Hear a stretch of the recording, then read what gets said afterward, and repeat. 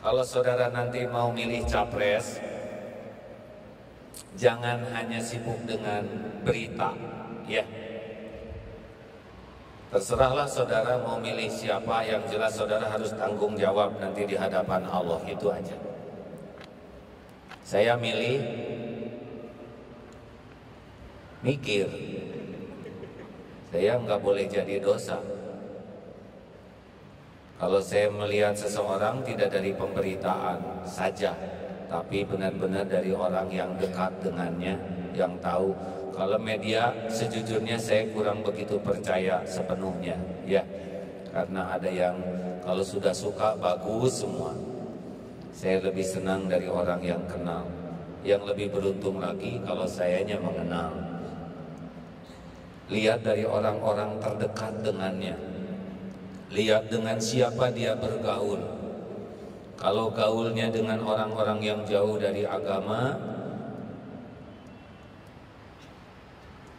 ada orang yang dekat dengan agama, itu beda-beda, ya. Saudara bisa lihat siapa kawan dekatnya. Karena kawan seseorang itu berpengaruh. Bergaul dengan penjual minyak wangi, ikut harum. Bergaul dengan pandai besi, bau bakaran. Jadi lihat siapa yang dekatnya itu. Nah, silahkan saja. Dan lihat fakta. Kalau salah nggak sih kalau saya berkata begini? Barang siapa yang memilih nomor 1 berarti memilih Prabowo jadi presiden. Salah nggak sih? Itu kan benar ya. Berarti memilih Pak Hatta jadi wakil presiden. Benar nggak ini? Kalau ada yang nyebut nggak benar, awas ya. Berarti dia yang ngaco. Iya kan?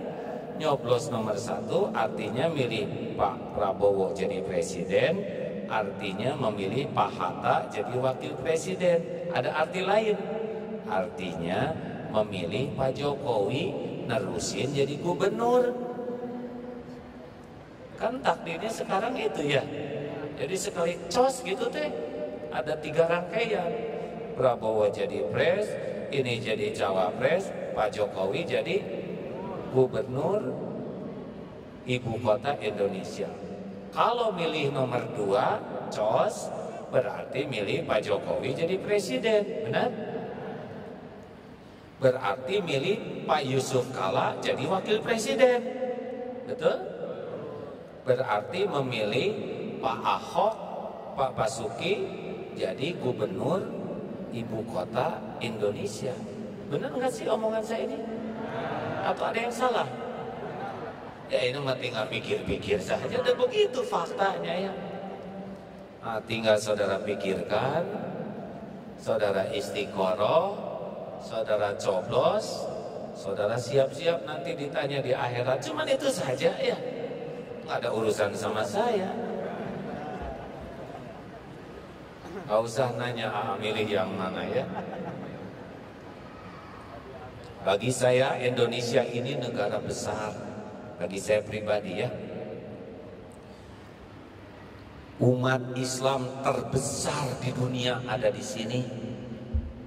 Kalau pemimpinnya lebih paham Islam atau lingkungannya orang-orang yang paham Islam, bisa membantu masyarakat Islam kita lebih mengenal Islam dengan baik. Masyarakat rahmatan lil alamin. Dunia bisa melihat indahnya Islam di Indonesia kalau pemimpinnya punya komitmen untuk memajukan umat Islam supaya seislami mungkin, rahmatan lil alamin. Setuju? Kan Rasulullah ketika ditanya, "Ya Rasul, mengapa engkau diutus ke bumi?" "Innama bu'itstu liutammima makarimal akhlak."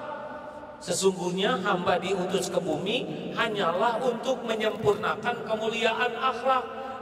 Masyarakat Islami adalah masyarakat yang paling mulia akhlaknya. Kalau pemimpinnya paham ini atau lingkungannya paham ini, kita menjadi bangsa berakhlak, benar? Halo. Tapi kalau pemimpinnya kurang paham Islam atau lingkungannya kurang paham, atau kurang suka ke Islam, susah masyarakat Islam dapat lingkungan yang membuat kita sangat baik akhlaknya. Islam tidak jadi ancaman, Islam itu rahmatan lil alamin. Nah, makanya saya pengen pemimpin yang semangat gitu, sayang ke Islam tuh. Kita nggak akan zolim kepada yang minoritas, dan nggak ada dalam Islam pelajaran zolim, benar? Jangankan ke minoritas, kita mah ke binatang aja nggak boleh zolim, ke pohon aja nggak boleh zolim. Ya jadi gimana? Saya mah nggak akan ngomong, hadirin.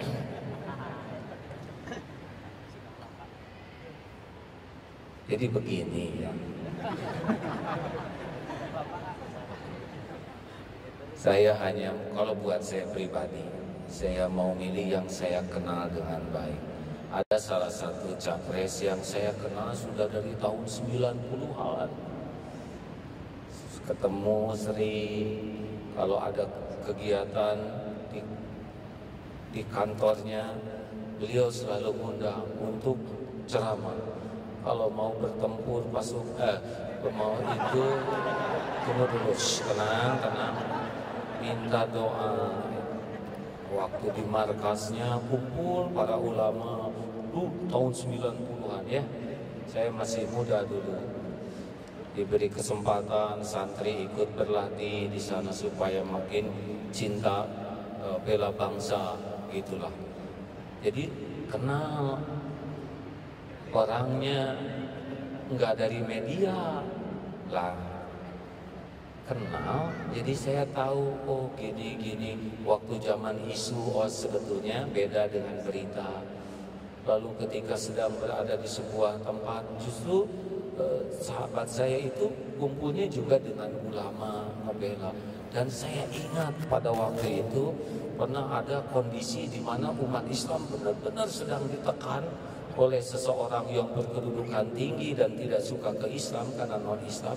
Ini sahabat saya ini berani lantang untuk menolak pendiskreditan umat Islam ini. Jadi saya melihat perjuangannya kepada umat Islam.